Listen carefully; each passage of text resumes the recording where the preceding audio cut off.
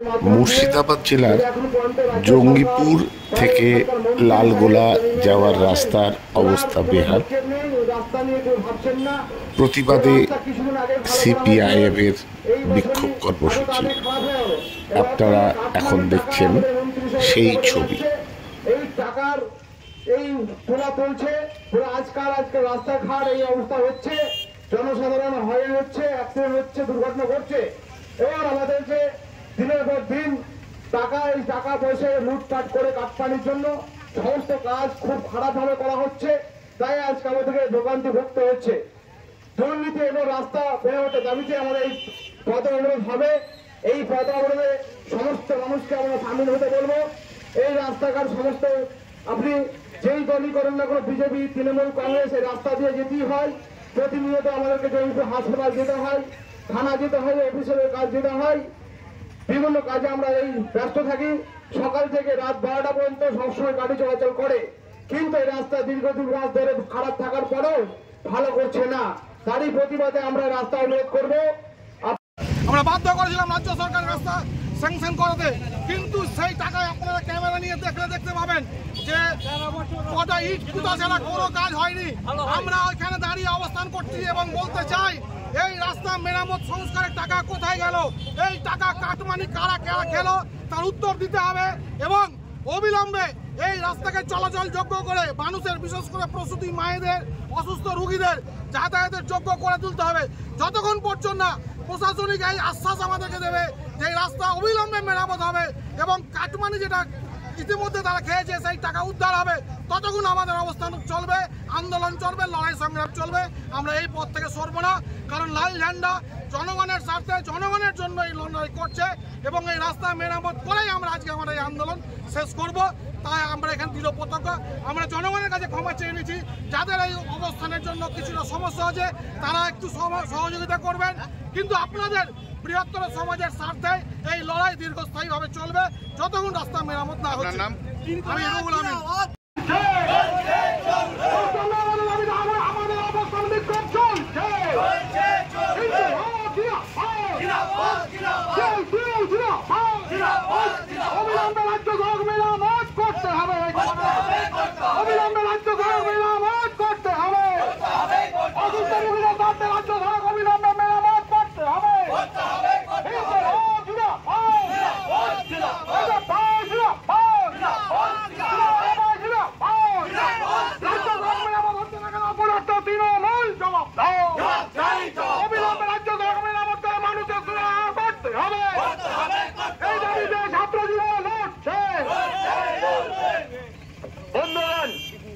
আপনারা দেখছেন রাজ্য সড়কের নামে আমাদের এই রাজ্য সড়ক অবিলম্বে মেরামত করতে হবে।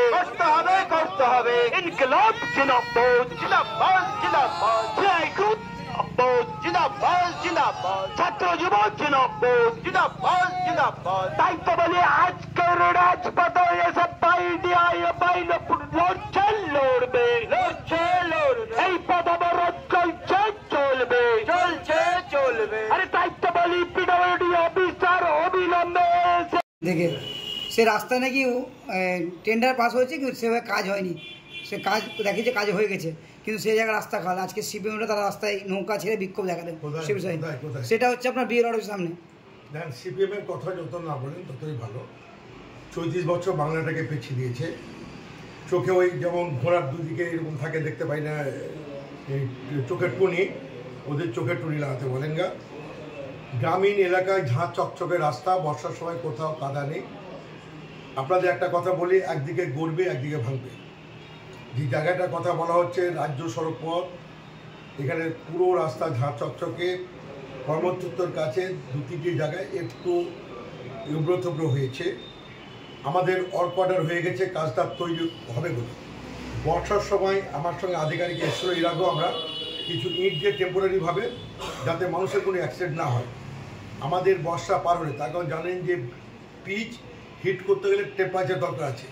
বর্ষার সময় পিচের কাজ হয় না, সেই কারণে আমরাই বলেছি যে যাতে কাজটা সঠিকভাবে হয়, বর্ষা পার হলে কাজ শুরু হবে। সেহেতু এখানে ওই রকম এই 34 বছর যারা বাংলাকে লুটে খেয়েছে, কোনো রাস্তাঘাট হয়নি, তাদের কোনো কাজ কাম নাই। এখন ওই কোথায় গর্ত খুঁজবে, ওই আপনাদের নিয়ে যাবে গিয়ে ওই পুকুরে মাছ ছাড়বে, ওই মাছ ছাড়তে বলুন, ওরা আগামীতে শূন্য হবে। এই যে দিদি এই যে ঘোষণা করেছে সিপিএমের 34 বছর, ওদের তো সরকার কোনোদিন ভাবতে পারেনি যে আপনার পাড়ায় আপনার সমাধান, প্রতিটি বুথে 10 লক্ষ টাকা। গ্রামের কোনো রাস্তাঘাট আর কাছে থাকবে? ওদের বলতে লজ্জা করে না? ওদের কথা উত্তর দেওয়ার মতো আমাদের মানসিকতা নয়। ওদের কাজ শুধু মানে পরিচর্যা করা, ভালো দেখতে পায় না। ওদের আর লেন্সের দরকার আছে, লেন্স দিয়ে দেখতে হবে।